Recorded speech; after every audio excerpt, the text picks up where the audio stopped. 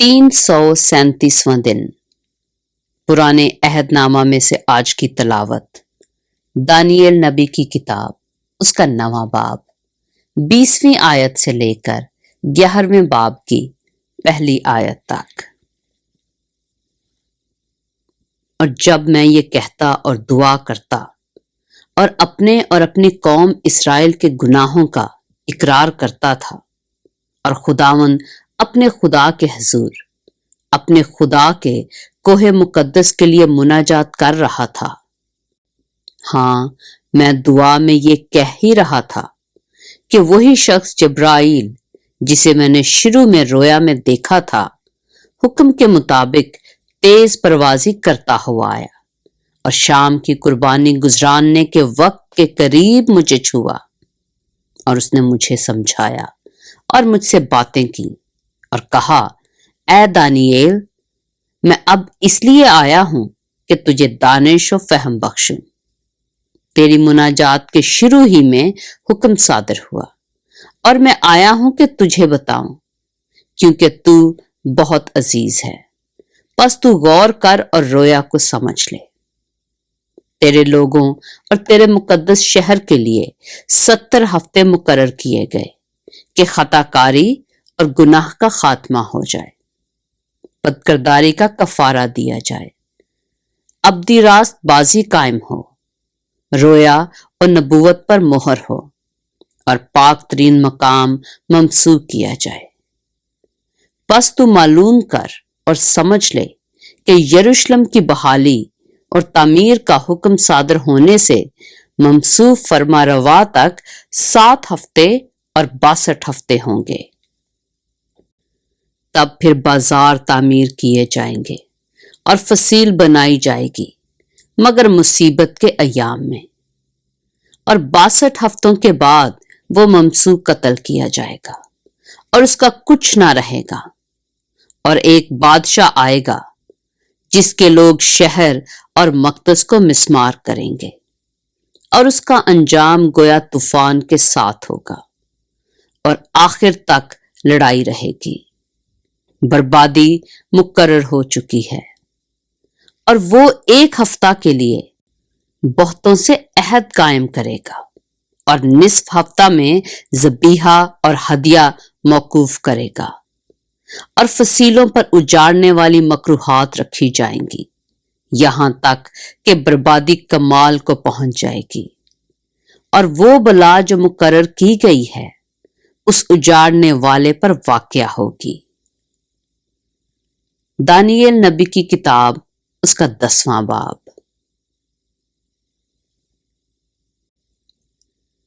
شاہ فارس خورس کے 3 سال میں دانیئیل پر، جس کا نام بلتشسر رکھا گیا، ایک بات ظاہر کی گئی، اور وہ بات سچ اور بڑی لشکر کشی کی تھی، اور اس نے اس بات پر غور کیا اور اس رویا کا بھید سمجھا۔ میں دانیئیل ان دنوں میں 3 ہفتوں تک ماتم کرتا رہا، نہ میں نے لذیذ کھانا کھایا، نہ گوشت اور میں نے میرے منہ میں دخل پایا، اور نہ میں نے تیل ملا، جب تک کہ پورے 3 ہفتے گزر نہ گئے۔ اور پہلے مہینے کی 24ویں تاریخ کو، جب میں بڑے دریا یعنی دریائے دجلہ کے کنارہ پر تھا، میں نے آنکھ اٹھا کر نظر کی، اور کیا دیکھتا ہوں کہ ایک شخص کتانی پیرہن پہنے اور افاظ کے خالص سونے کا پٹکا کمر پر باندھے کھڑا ہے۔ اس کا بدن زبرجد کی مانند اور اس کا چہرہ بجلی سا تھا، اور اس کی آنکھیں آتشی چراغوں کی مانند تھیں۔ اس کے بازو اور پاؤں رنگت میں چمکتے ہوئے پیتل سے تھے، اور اس کی آواز انبوؤں کے شور کی مانند تھی۔ میں دانیئیل ہی نے یہ رویا دیکھی، کیونکہ میرے ساتھیوں نے رویا نہ دیکھی، لیکن ان پر بڑی کپکپی طاری ہوئی، اور وہ اپنے آپ کو چھپانے کو بھاگ گئے۔ سو میں اکیلا رہ گیا اور یہ بڑی رویا دیکھی، اور مجھ میں تاب نہ رہی، کیونکہ میری تازگی پژمردگی سے بدل گئی اور میری طاقت جاتی رہی۔ پر میں نے اس کی آواز اور باتیں سنی، اور میں اس کی آواز اور باتیں سنتے وقت منہ کے بل بھاری نیند میں پڑ گیا، اور میرا منہ زمین کی طرف تھا۔ اور دیکھ، ایک ہاتھ نے مجھے چھوا اور مجھے گھٹنوں اور ہتھیلیوں پر بٹھایا، اور اس نے مجھ سے کہا، اے دانیئیل عزیز مرد، جو باتیں میں تجھ سے کہتا ہوں سمجھ لے اور سیدھا کھڑا ہو جا، کیونکہ اب میں تیرے پاس بھیجا گیا ہوں۔ اور جب اس نے مجھ سے یہ بات کہی تو میں کانپتا ہوا کھڑا ہو گیا۔ تب اس نے مجھ سے کہا، اے دانیئیل خوف نہ کر، کیونکہ جس روز سے تو نے دل لگایا کہ سمجھے اور اپنے خدا کے حضور عاجزی کرے، تیری باتیں سنی گئی، اور تیری باتوں کے سبب سے میں آیا ہوں۔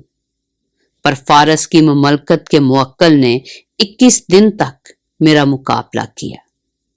پھر میکائیل جو مقرب فرشتوں میں سے ہے میری مدد کو پہنچا، اور میں شاہان فارس کے پاس رکا رہا۔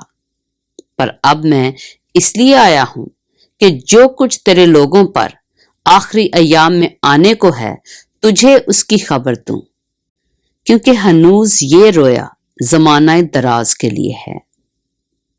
اور جب اس نے یہ باتیں مجھ سے کہیں، میں سر جھکا کر خاموش ہو رہا۔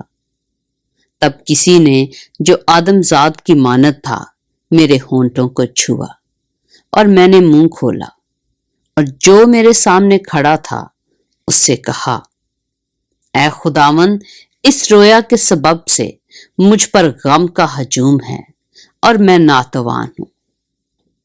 بس یہ خادم اپنے خداوند سے کیوں کر ہم کلام ہو سکتا ہے؟ بس میں بالکل بے تاب و بے دم ہو گیا۔ تب ایک اور نے، جس کی صورت آدمی کی سی تھی، آ کر مجھے چھوا اور مجھ کو تقویت دی، اور اس نے کہا، اے عزیز مرد، خوف نہ کر، تیری سلامتی ہو، مضبوط و توانا ہو۔ اور جب اس نے مجھ سے یہ کہا تو میں نے توانائی پائی اور کہا، اے میرے خداوند فرما، کیونکہ تو ہی نے مجھے قوت بخشی ہے۔ تب اس نے کہا، کیا تو جانتا ہے کہ میں تیرے پاس کس لیے آیا ہوں؟ اور اب میں فارس کے موکل سے لڑنے کو واپس جاتا ہوں، اور میرے جاتے ہی یونان کا موکل آئے گا۔ لیکن جو کچھ سچائی کی کتاب میں لکھا ہے تجھے بتاتا ہوں، اور تمہارے موکل میکائیل کے سوا اس میں میرا کوئی مددگار نہیں ہے۔ دانیئیل نبی کی کتاب، اس کا 11واں باب۔